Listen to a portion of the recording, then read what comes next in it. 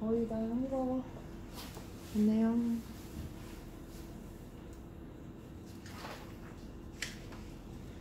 1분.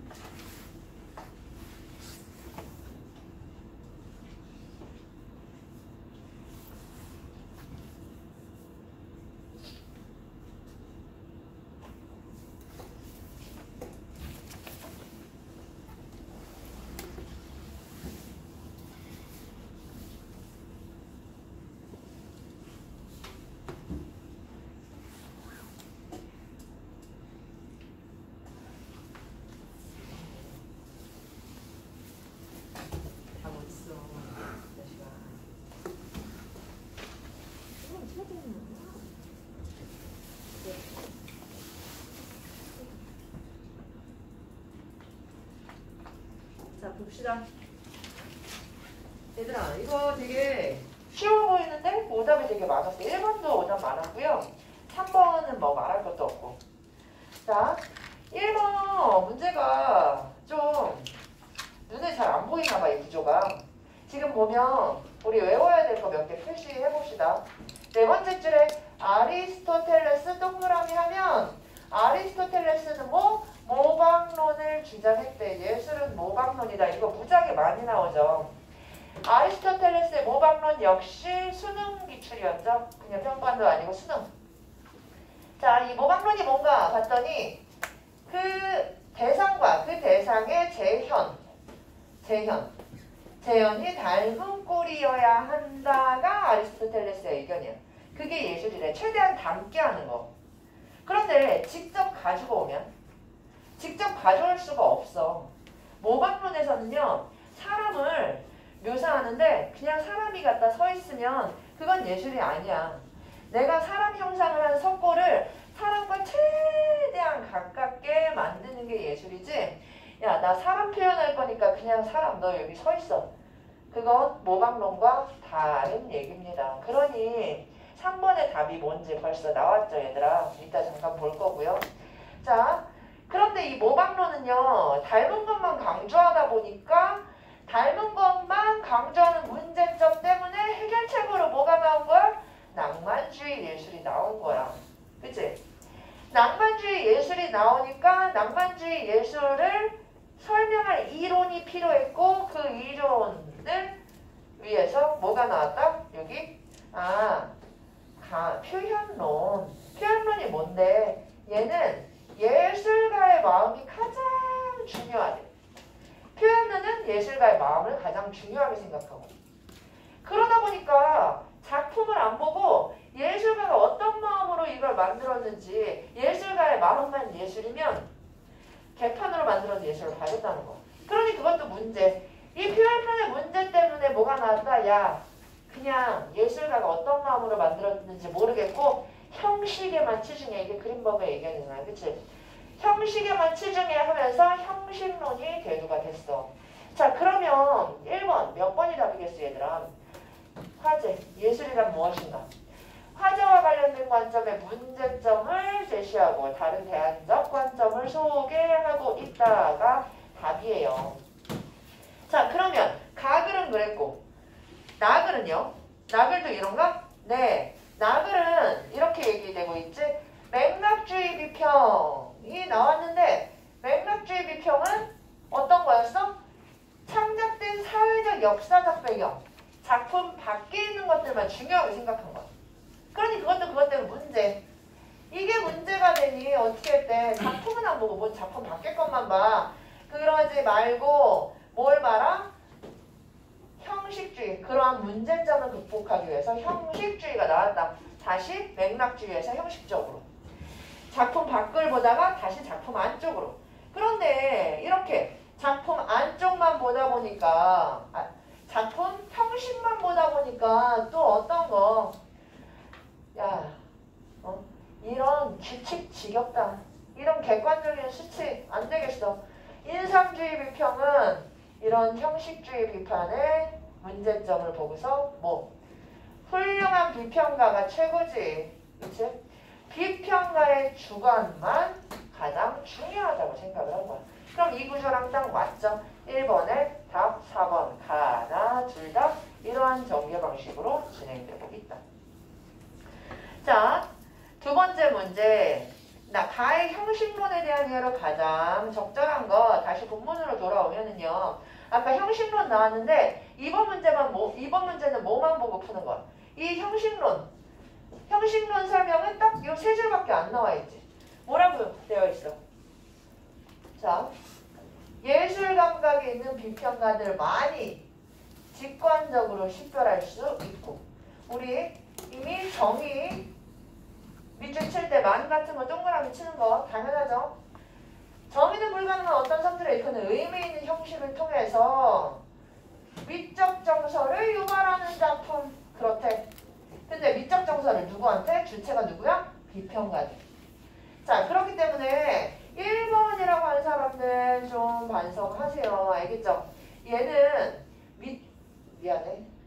2번이라고 하는 사람들 반성하세요. 1번이 답이고 2번이 안 되는 거죠. 관람객이 직관적으로 식별할 수 있는 형식을 통해가 뒤에는 맞지만 모든 관람객이 틀렸죠. 비평가만이라고 얘기했으니까.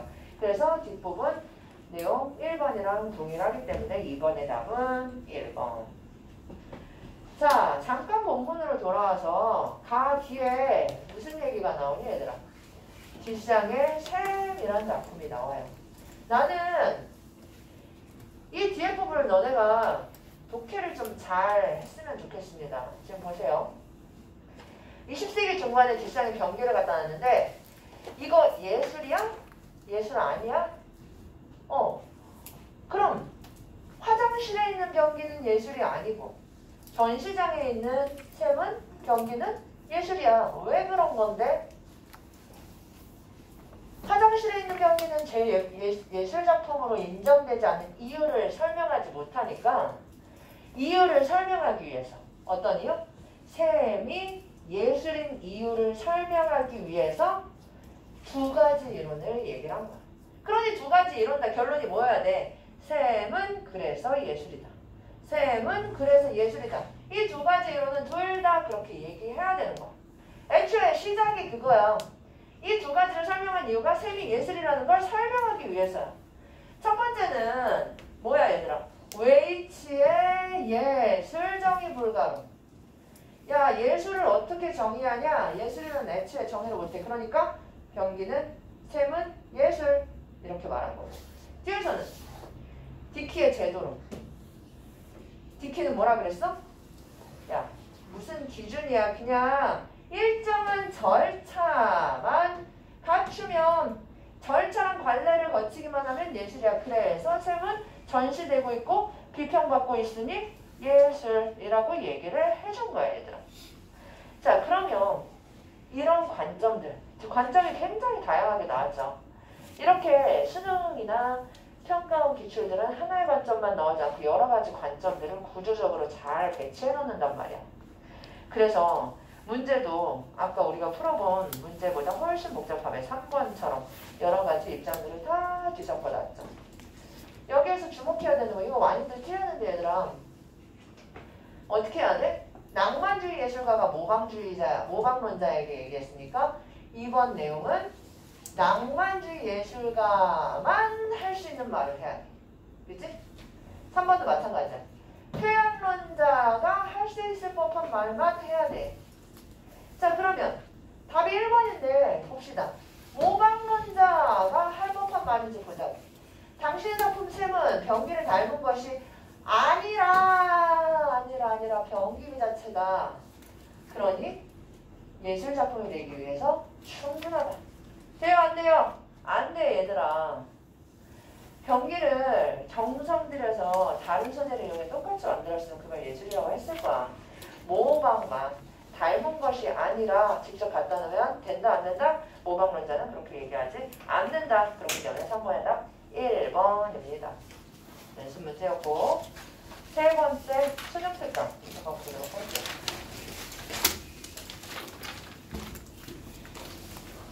락강 나오는데 문장이 중요합니다. 문장이지. 잘 까봅시다.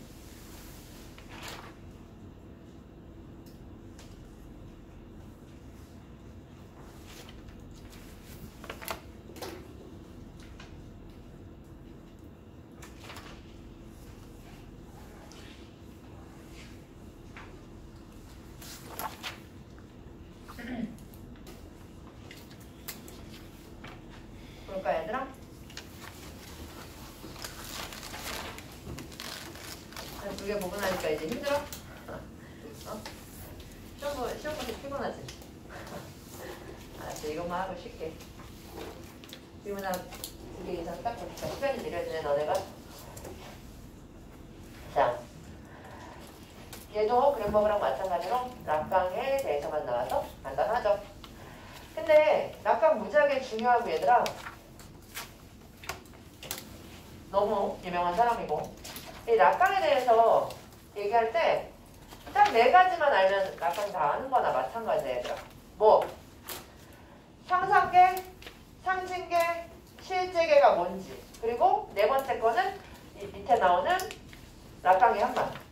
그 4개만 알면 아, 락강 이런 사람이구나 다 알 수 있어.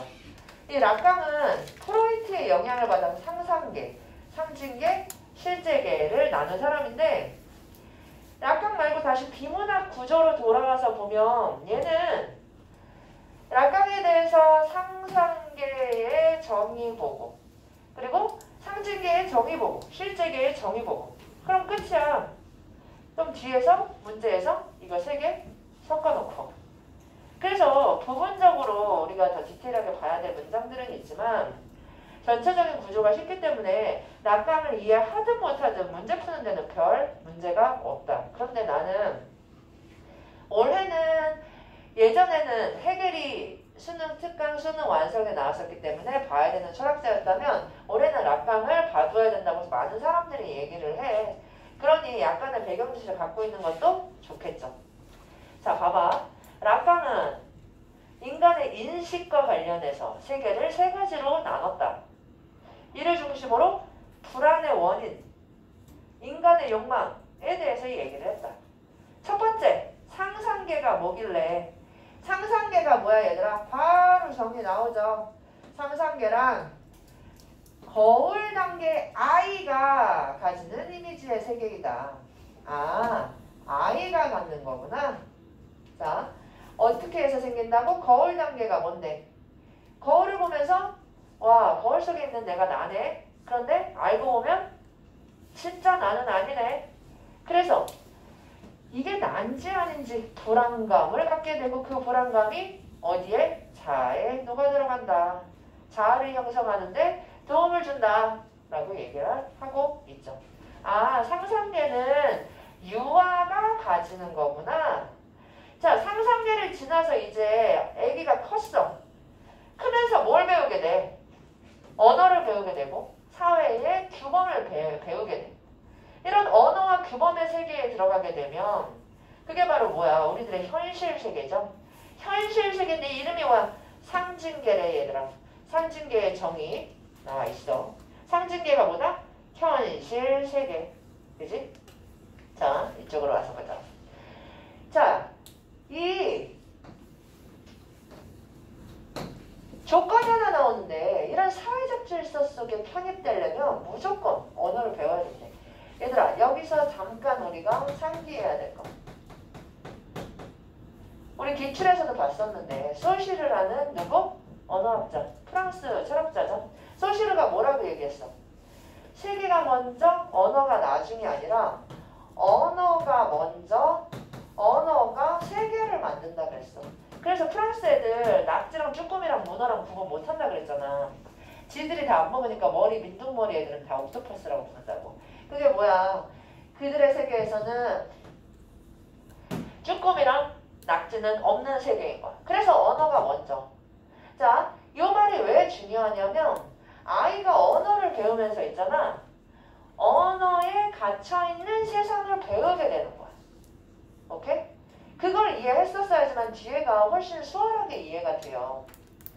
자, 그래서 언어로 인해 인간에게 소외와 결핍이 발생한다. 우리가 이 소외와 결핍을 이해하려면 욕구와 요구, 욕망 3가지를 구분해야 된다라고 얘기하고 있어. 욕구가 뭐길래? 정의, 니네 머릿속에 있는 정의 말고 나와 있는 그대로, 글 그대로의 정의. 욕구는 확실한 대상을 목표로 한다. 그러니 대상만 있으면 뭐가 가능하다? 욕구는 충족 가능하다. 그런데 목이 마르다고 때 쓰는데 물 줬다고 해서 욕구는 채워질지 몰라도 뭐는 안 채워진대 얘들아. 보호자의 무조건적인 사랑이 다 채워지는 건 아니래.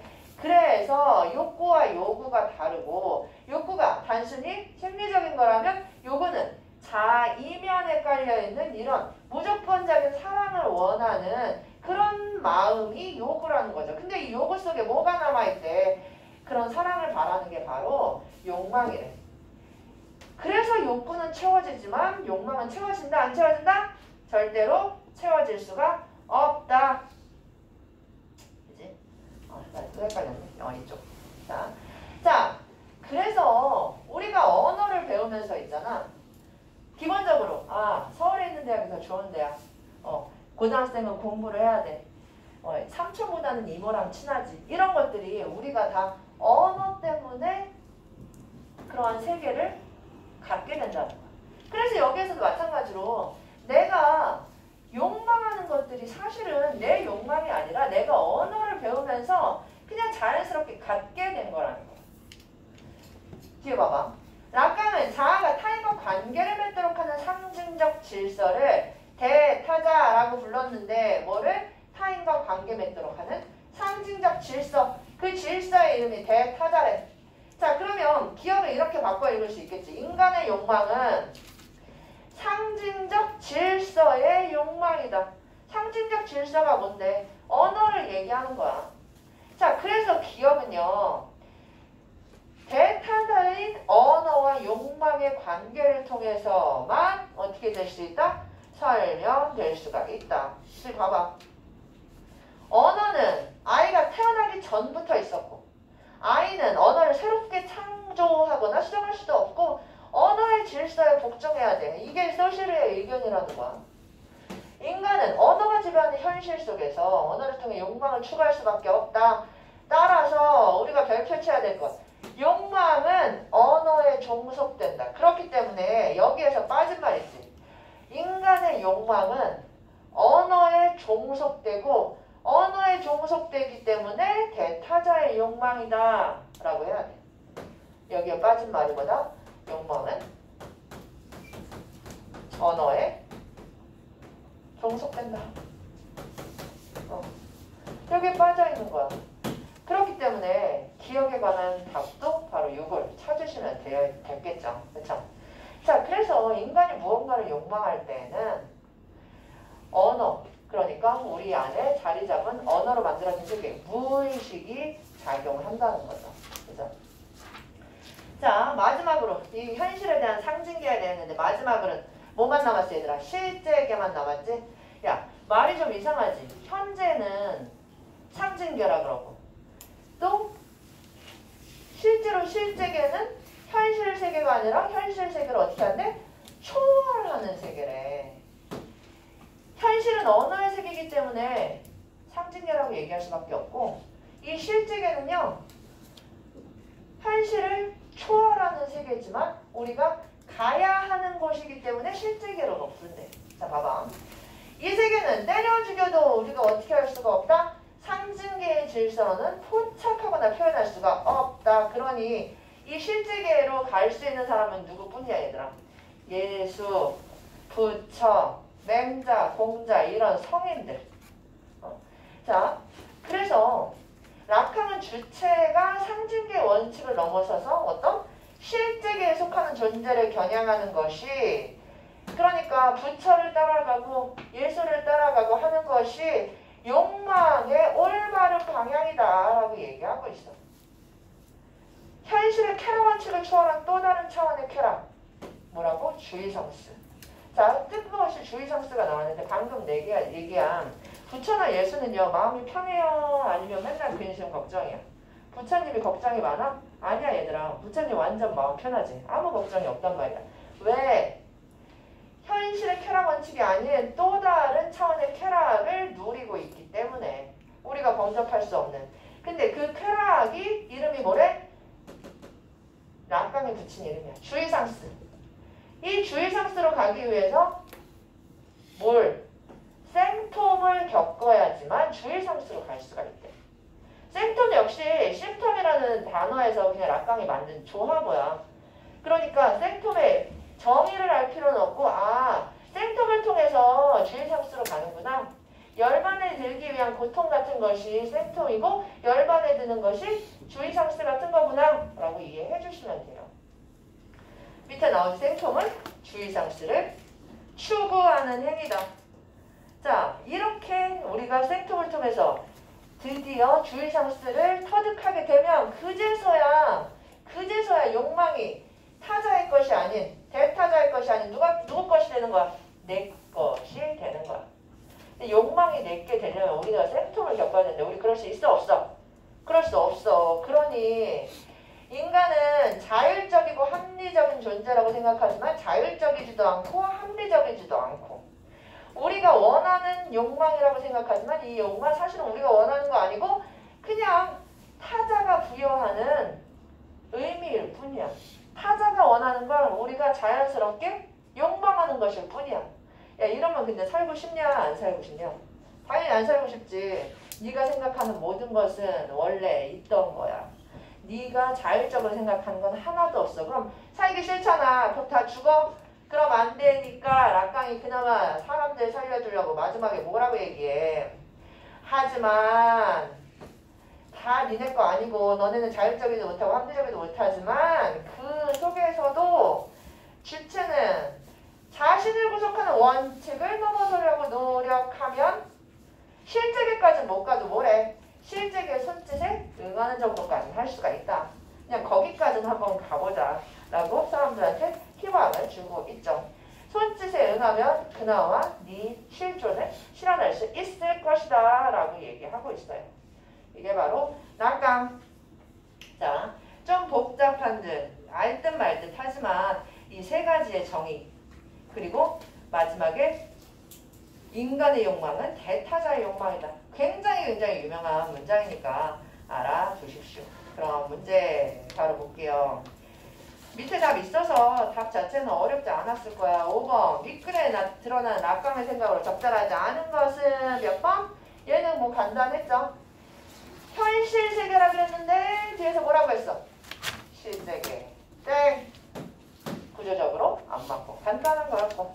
6번 기억에 대한 이해. 자, 여기에서 여기에 빠진 거 2번이 답인데 인간의 욕망은 상징적 질서 속에서 형성된 무의식의 영향을 받는다. 그런데 이 무의식은 어디에 속해 있다? 언어에 속해 있다. 여기에 빠진 게 이 말이죠.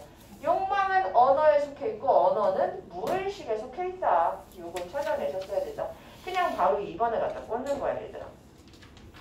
3번 있나 4번 있나 찾아보는 거 아니야. 알겠지? 자 7번. 야 7번은 뭐 이렇게 어렵게 내놓고 그냥 보기 한번 읽어보시고요.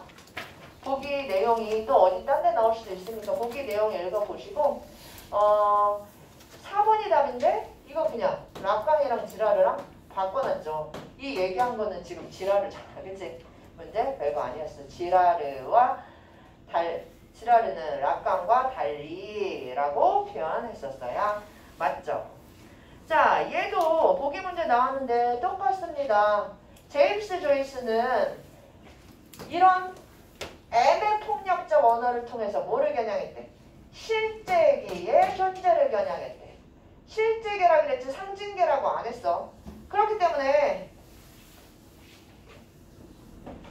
2번처럼 상징계를 극복하려는 노력의 일환까지는 맞지. 그치? 자, 근데 몇 번이 답이야? 3번처럼 현실 세계의 쾌락 원칙에 충실해? 얘는 상징계 얘기잖아. 지금 상징계를 추월하려고 한다 그랬잖아. 실제계를 겨냥한다 그랬지. 그렇기 때문에 답 3번. 그거 봐봐. 아까 얘기했지. 이 락강 지문은 그냥 실제계, 현실계, 상상계. 얘 구분만 확실하게 딱딱딱 해놨어도 뒤에 붙였는데 크게 그런 거 없었다. 한 장 넘겨봐봐. 네 번째 질문 있는데요. 얘는 숙제로 해오세요. 이번에 구조도 그리는 거 하나도 없고 계약했으니까 대신 모의고사 풀었고 뭐고요. 뒤에 모의고사 숙제 없고 이거 네 번째 질문만 한번 풀어오세요. 복습해오고. 그래서 얻어야 되고 소설 잘 읽고 있습니까? 소설 읽어왔어요? 이번에? 네, 이번에도 한 문제 냈고요. 그리고 지난 시간에 우리 복습 테스트 본 거 혹시 테스트 점수 이상한 사람 없어? 니네 다 괜찮아? 다 그거 니네 점수 맞아? 굉장히 의심스럽던데? 그렇게 못 본 거야 그냥 다들? 이상한 사람들 있던데 오류난 사람 없어요? 미안하네. 얘가는 없어? 오케이 잠깐 쉬고 문학 볼게요.